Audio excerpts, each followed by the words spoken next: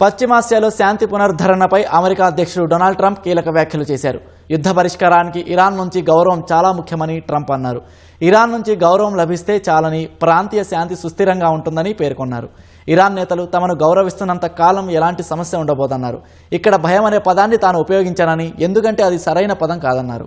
కానీ పరస్పరం గౌరవం ముఖ్యమని స్పష్టం చేశారు.